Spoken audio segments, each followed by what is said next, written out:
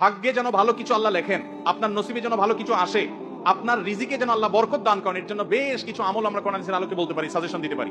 তবে তার আগে আমাদেরকে জানতে হবে যে ভাগ্য সুপ্রসন্ন হওয়া বা রিজিকে বরকত হওয়া বলতে কি বুঝায়। ভাই, রিজিকে বরকত হওয়া বলতে বুঝায় আপনি যা কামাই করবেন এর ভিতরে আল্লাহ তাআলা কল্যাণ দিবেন, যা কামাই করবেন এর ভিতরে বরকত হবে, প্রাচুর্য না, অনেক টাকা না, যা হবে এটাতে কি হবে, বরকত হবে। আমরা কি বরকত চাই না সম্পদ বেশি চাই? বরকত চাই। বরকত যদি চান, এক নম্বর হলো ঈমান এবং তাকওয়া লাগবে। আল্লাহ বলেছেন ওয়ালাউ আন্না আহলাল কুরআন আমানু ওয়াত্তাকাউ লাফাতাহনা আলাইহিম বারাকাতিম মিনাস সামা। যদি কোন জনপদের লোকেরা ঈমান আনে, আল্লাহর ভয় অন্তরে লালন করে, আল্লাহ বলেছেন আসমান থেকে বরকতের সব দুয়ার খুলে দেওয়া হবে।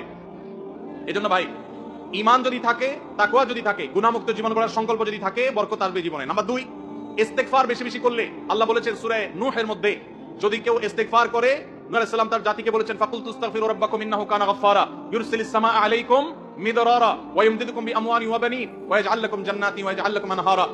আল্লাহ নবী নূহ আলাইহিস সালাম বলেছেন আমি আমার জাতিকে বলেছি তোমরা আল্লাহর কাছে ইস্তেগফার করো, ক্ষমা প্রার্থনা করো।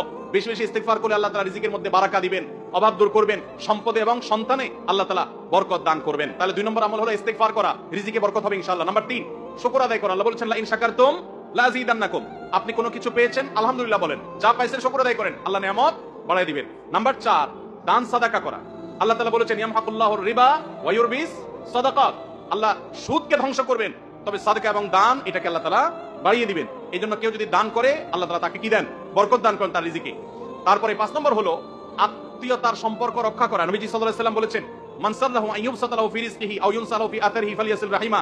যে ব্যক্তি চায় তার আত্মীয়তার সম্পর্কে, যে ব্যক্তি চায় তার হায়াতে বরকত হোক, তার রিজিকে বরকত হোক, সেজন্য আত্মীয়তার সম্পর্কের সাথে সম্পর্ক ভালো রাখে, আত্মীয়দের সাথে, অর্থাৎ রক্ত সম্পর্কে আত্মীয়দের সাথে যেন সম্পর্ক কানেক্টেড রাখে, বিচ্ছিন্ন না করে, তাহলে তার রিজিকে এবং হায়াতে বরকত হবে। এবং সর্বশেষ আরেকটা আমল বলতে চাই, সেটা হলো খাবারের ক্ষেত্রে একত্রিত হয়ে বসে খাবার খাওয়া। এই সুন্নাত আমাদের সমাজ থেকে বিদায় হয়ে গেছে, আমরা অনেকে জানি না।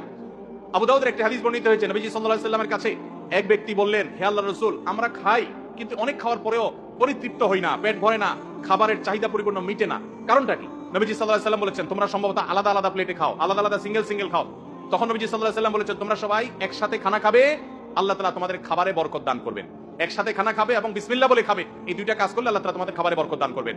এজন্য ভাইরা, বাসা বাড়িতে এক প্লেটে স্বামী স্ত্রী দুজন আছেন, এক প্লেটে খাবেন, বাচ্চাদেরকে নিয়ে বড় প্লেট নিয়ে খানা খাবেন, এটা সুন্নাত। নবীজি সাল্লাল্লাহু আলাইহি ওয়াসাল্লাম উৎসাহ দিয়েছেন, কিন্তু আমাদের সমাজ থেকে এটা এখন হারিয়ে গেছে, নাই বললে চলে। আমরা সবাই যার যার মতো খানা খাই।